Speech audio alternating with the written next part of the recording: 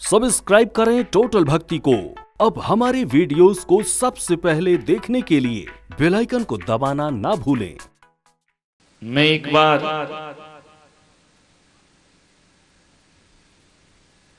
Tihar jail गया।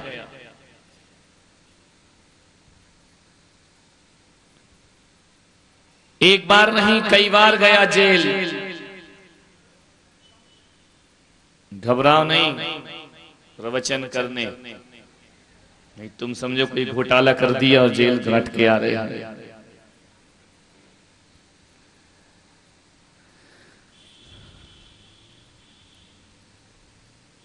जब jail में मैं गया, मैंने प्रवचन करने के लिए मुझे वहां आमंत्रित किया गया।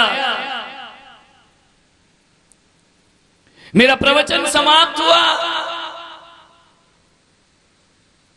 मैंने क्या देखा कि एक कैदी एक पेड़ के नीचे बैठा, झरझर आंसू बहा रहा।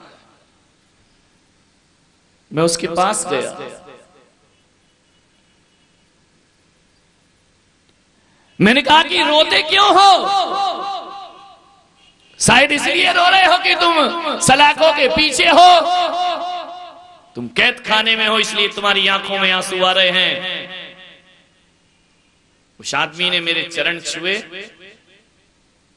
और अपनी अश्रुधारा से चरणों का प्रक्षाल किया और उसने कहा, इसलिए नहीं रो रहा हूं कि मैं जेल के अंदर हूं। तो मैंने कहा, क्या चाहते हो?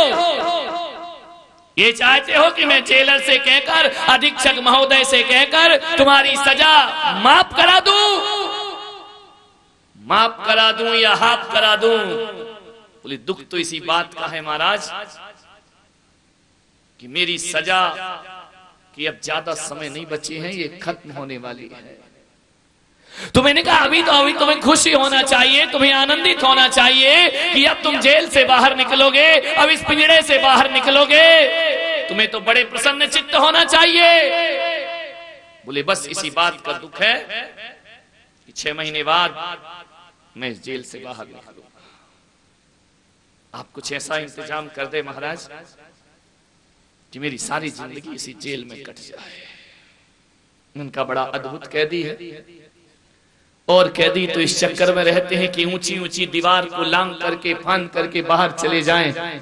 और कैदी तो इस चक्कर में रहते हैं कि हमें सलाखें तोड़ देना चाहिए, हमें हथकड़ियां तोड़ करके बाहर आना चाहिए। ये बड़ा अद्भुत कैदी है। वह कहता है कि मुझे जेल से बाहर नहीं जाना है, मैं चाहता हूं यही रहूं, यही मेरी मौत हो और यहीं से मैं जिंदगी से विदा लूं। मैंने कहा, ऐसा क्या बात है कि तुम जेल से बाहर नहीं जाना चाहते हो? बोले, बस महाराज कोई ऐसा प्रयास कर दीजिए कि मुझे इस जेल में रहने की इजाजत मिले। इनका क्यों नहीं जाना चाहते बाहर?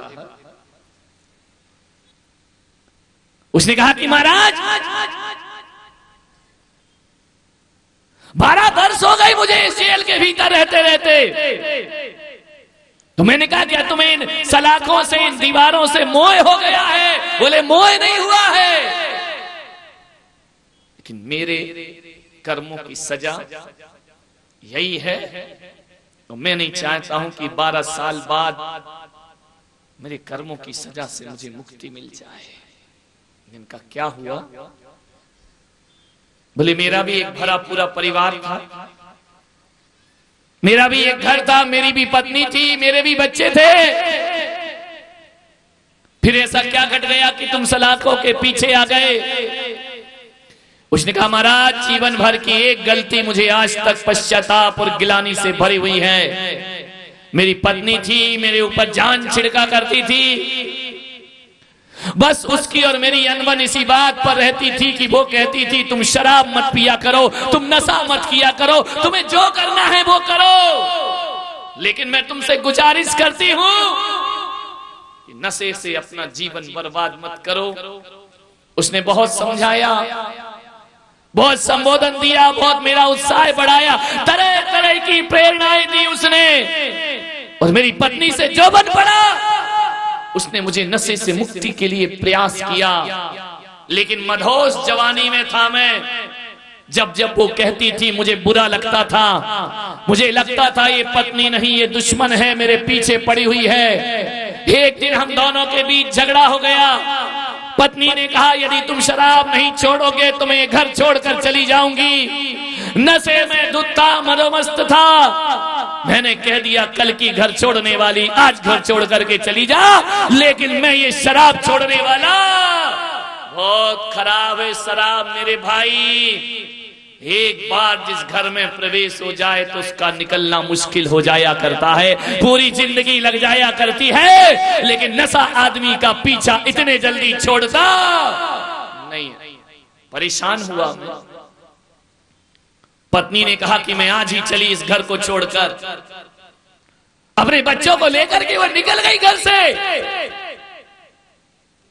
पत्नी ने मुझे एक दिन समझाया कि ऐसा काम किया करो, तुम्हें पीना है तो पिया करो, लेकिन घर में करके मत पिया करो। बच्चों पर क्या असर पड़ेगा, इनके भविष्य के साथ खिलवाड़ क्यों करते हो। एक दिन मैंने उस पत्नी को धक्के मार के घर से बाहर निकाल दिया। जैसे ही पत्नी गई ऐसा लगा कि अब मैं स्वतंत्र होकर के नशा करूंगा।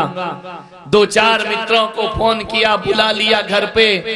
शराब की बोतलें खुली, पैमाने छलके, दरवाजे बंद करके शराब पी रहा था। 2 दिन 3 दिन लगातार शराब पीते रहा। एक दिन किसी ने दरवाजा खटखटाया। हमारी महफिल जमी हुई थी। हमने आवाज दी कि कौन है बाहर। पत्नी ने आवाज ना दी, केवल दरवाजे खटखटाती रही। और जैसे ही द्वार खोला मैंने तो देख करके अवाक रह गया कि मेरी पत्नी अपने बच्चे के साथ मेरे दरवाजे पर खड़ी है। मैंने कहा कि तू क्यों आ गई? तू तो ये बोल करके गई थी कि इस घर में कभी कदम ना रखूंगी। पत्नी ने कहा मैंने बोला जरूर था, लेकिन मैं ये देखने आई हूं कि तुम मेरे बाद इस स्वर्ग जैसे घर को कैसे नरक बनाते हो, मेरे बाद यहाँ की खुशियां कैसे छीनते हो। जिस घर को मैंने मंदिर बनाया अपनी भावनाओं से, आचरण से, तुमने शराब की बोतलें यहाँ खोली। पत्नी आवेश में आ गई। वो इतने गुस्से में आई पत्नी, उसने मेरे मित्रों को गालियां देना शुरू कर दी और कह दिया कि निकल जाओ इस घर से बाहर। किसी के घर को उजाड़ते हुए तुम्हें शर्म आना चाहिए, निकलिए इस घर से बाहर। मैं अपनी पत्नी के द्वारा अपने साथियों का अपमान सहन ना कर सका। मेरे साथियों ने कहा कि जब तुम्हारा पत्नी पर अधिकार नहीं है तो क्यों ये महफिल सजाते हो और क्यों हमें बुलाते हो। तुमने हमारा अपमान किया है, तुमने हमारी बेइज्जती की है। मेरे मित्र तो चले गए, हम पति पत्नी में झगड़ा बढ़ गया।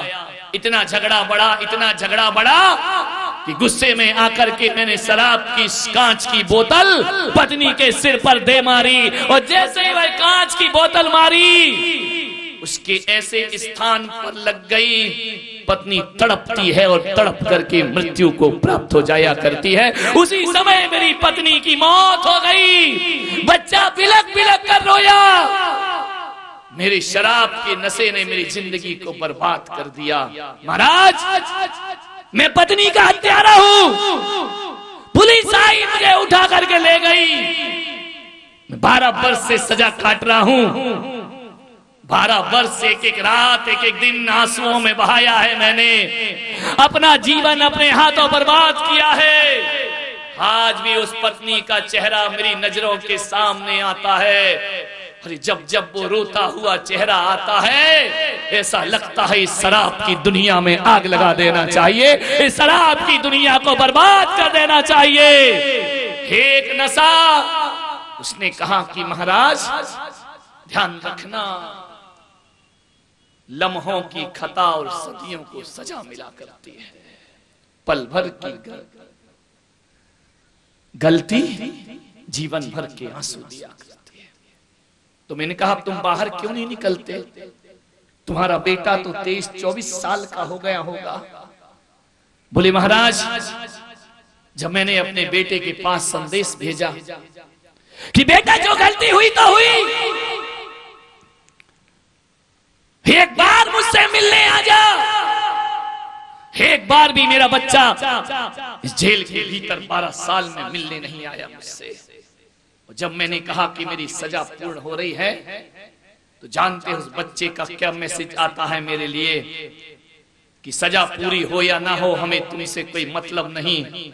और एक बात ध्यान रखना, हम बिना बाप की जिंदगी स्वीकार कर लेंगे, लेकिन किसी हत्यारे को अपना बाप का दर्जा देने को तैयार नहीं है। जो हत्या करता हो, जो खूनी हो, जो शराबी हो, ऐसे को हम अपना बाप स्वीकार करने के लिए तैयार नहीं है। अरे बिना बाप के 12 साल गुजार लिए।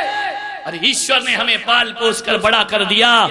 हम तो जिस दिन हमारी माँ मरी, उसी दिन हमने अनाथों का जीवन स्वीकार कर लिया। उसी दिन हमने सोच लिया कि हमारा अब कोई नहीं है। हम ऐसे बाप की शक्ल भी देखना पसंद नहीं करते। महाराज, जब अपनी ही औलाद हमें देखना पसंद नहीं करती, तो मैं आपसे निवेदन करता हूं कि मेरी सजा इतनी बढ़वा दो कि मेरी जिंदगी इस जेल में ही खत्म हो जाना चाहिए।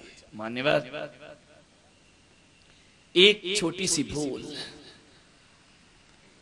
एक छोटी सी गलती, एक छोटी सी खता पूरे जीवन को, सदियों को बर्बाद कर दिया करती है। इस वीडियो को लाइक और शेयर जरूर करें। आप हमारे चैनल को सब्सक्राइब भी कर सकते हैं।